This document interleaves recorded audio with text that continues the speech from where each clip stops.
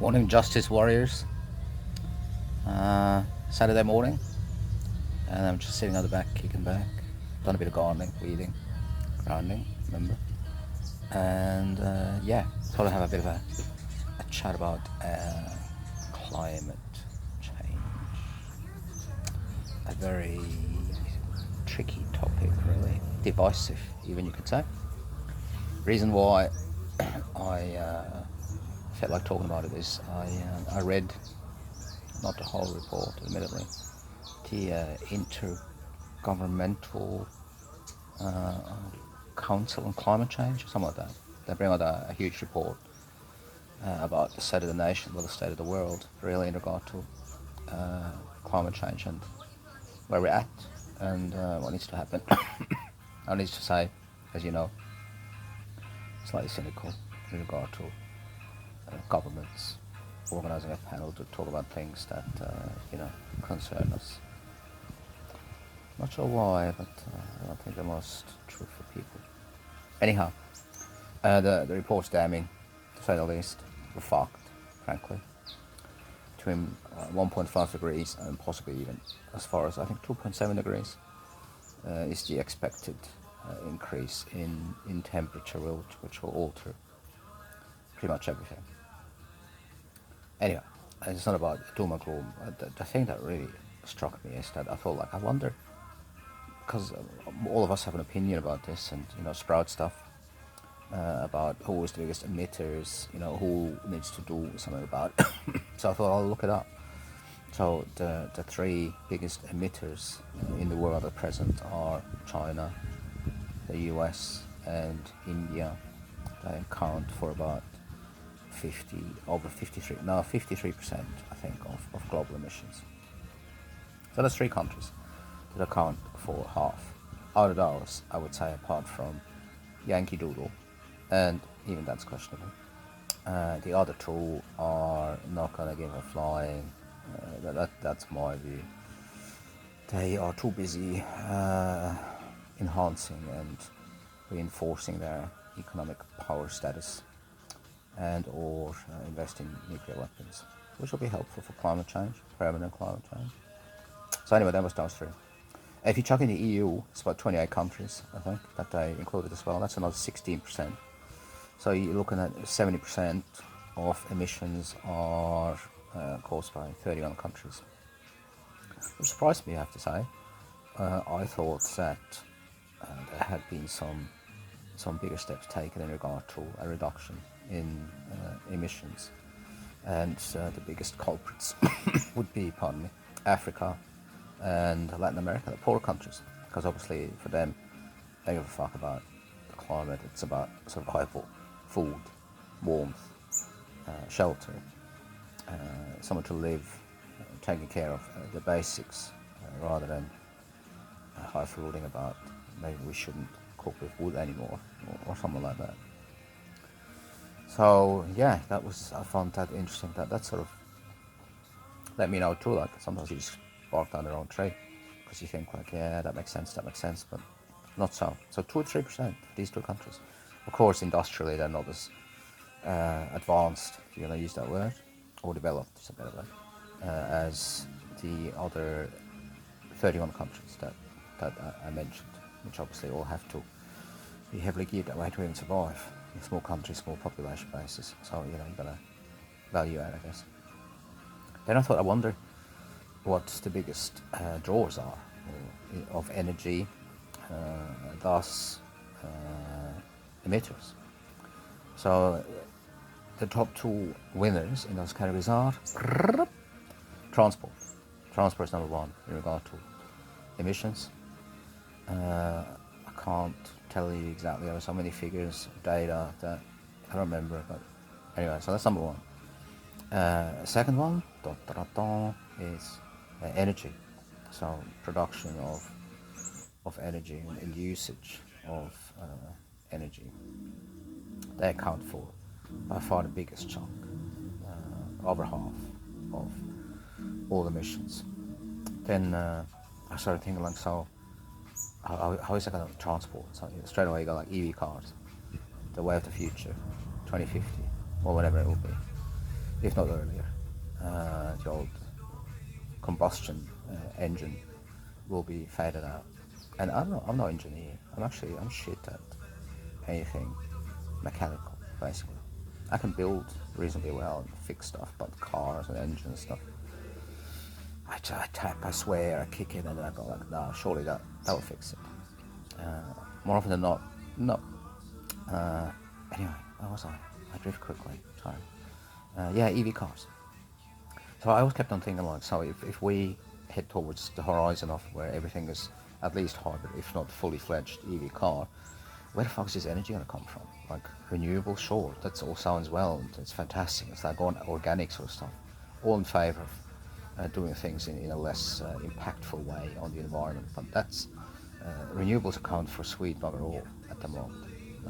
Never enough for baseload in regard, for business, companies to actually run their business. And if they do, it's so expensive that it's not worthwhile anymore. So you go, that's just fucking stupid. Where's that going to end us? Like, everything, a loaf of bread with renewable energy is going to cost like $5 or something. So who's going to get rolled over again? You and me. We're going to get done. What, for the sake of what? Bring in nuclear energy. That's what I would say. I've grown up with it in Switzerland. It's run of the mill for us, really. And it's a very low emitter of CO2. Of course, it needs to be taken very seriously. Shit goes wrong, Chernobyl. But there's better constructionists than the Russians, frankly. So that would be a good thing. So yeah, how is that going to work? And then everyone's going to charge the cars at the same time after work, and the whole thing will collapse. Plus, on top of that, there has been some research done where if a EV car is charged overnight with, at this stage, the combo mix of energy production, so still coal, gas, and renewables, it actually emits more by the way of what is used to charge it,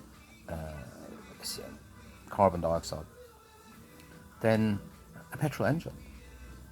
So you go, well, this all seems to be a bit of a dog's breakfast, frankly. Why can't we come up with and I'm sure we could, if we haven't already, a super duper high efficient, small petrol combustion engine, or diesel. I'm not sure which one's better, but why can't we do that? Instead of pumping all these billions of dollars into renewable energies, solar, wind, and so forth. I mean, just to make a solar panel is a huge carbon footprint. It's very energy heavy in regard to production.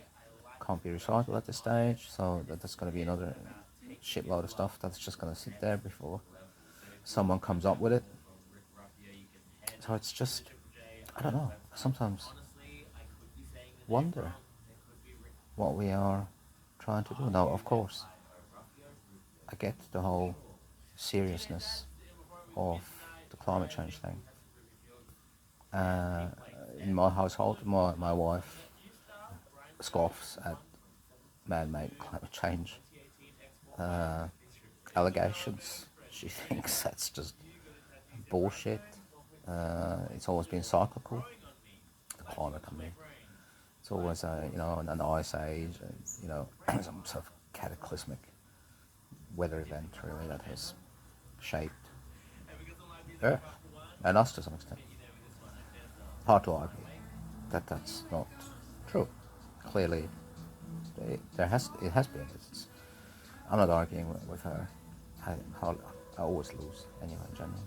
But I also find it very difficult to believe that since the Industrial Revolution in particular, that the ever-increasing output of carbon dioxide and other gnarly things have increased 100, if not 1,000-fold because of us. So to say that twiddledee that has nothing to do with anything is just as much bullshit, if you ask me. So I'm not sure, a bit of a conundrum, I suppose you say, down there. Which one is it? Which one is it? Maybe both. Who knows? So yeah, it struck me this report, and now the police obviously are going bunta in regard to turning people's power off to reduce consumption of energy until we are at the point where we have renewables. But they have to build huge batteries because you got to store it.